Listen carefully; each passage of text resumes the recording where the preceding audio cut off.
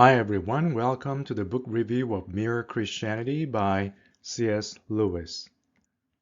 We're on Book 1, Chapter 4, What Lies Behind the Law. C.S. Lewis starts Chapter 4 by reviewing what we covered in Chapter 3, the two different laws. The first one was the laws of nature. So basically when you observe the facts, and that tells you how the nature works, and we can come to a conclusion that that's the law of nature. However, the law of human nature, or of right and wrong, that's not just based on the mere observations of facts. It's above and beyond what we call actual facts. With that, let's think about our view of the universe.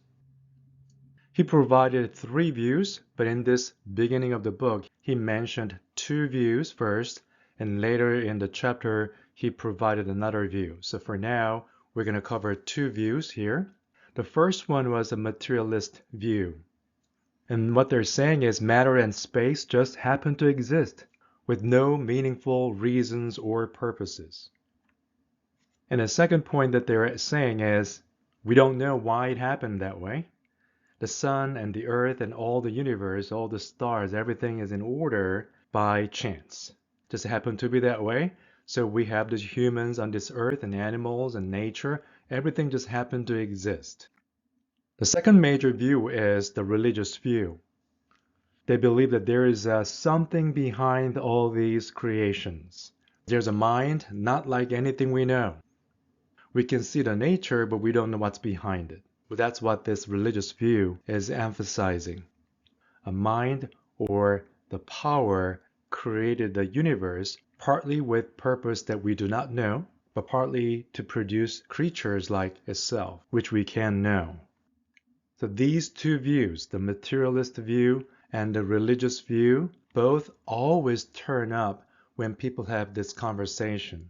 When they're talking about why do we live on this earth, what's the meaning of life, and all kinds of conversations, philosophical questions, naturally, it goes back to the origin of life and universe, and these two views always turn up. Of course, the third option, we'll mention it in a few minutes. And C.S. Lewis says that science in the ordinary sense may not tell us which view is the right one, because by nature, science is working through experiments. They observe how things work. They observe stars, for example, and determine how far it is from our planet Earth. And they observe the nature, and they see the reason why everything falls to the ground. Okay, that's the law of gravity. By measuring the sun and the moon, they come up with a calendar.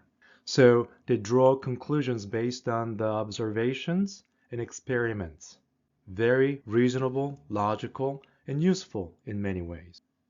However, it does not really answer a question, why does anything exist?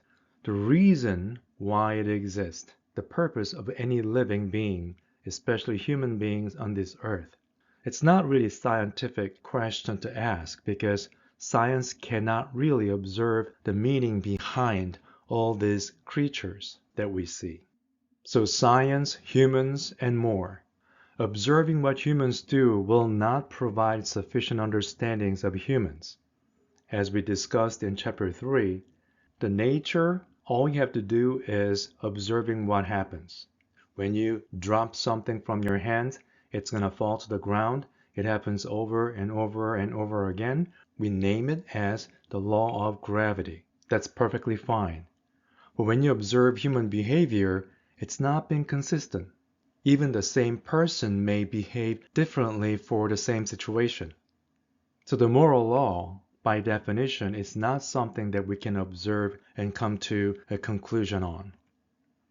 So if there is a mind or power that created the universe, it would be not based on the observed facts. Of course, it cannot be, but a reality that no mere observation of the facts will find.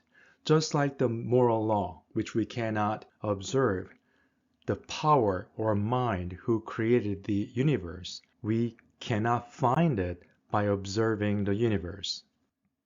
As I mentioned earlier, C.S. Lewis only covered two major views about the universe, materialist and religious views, but this one was added as a note towards the end of the chapter, and it's called Life Force Philosophy. We might be more familiar with the term evolution. So evolution is the main point of this view. And they believe that the life on this planet evolved from the lowest form to human, not by chance, but by striving or purposiveness of a life force.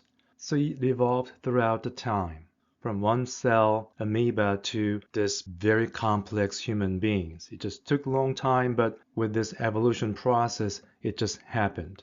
Therefore, this view does not tell us why the universe exists either. Why did it even begin to exist? So it doesn't answer that question either. That was it for chapter 4. So if you have any questions or comments, please leave them under the video. Thank you for watching, and I'll see you in chapter 5.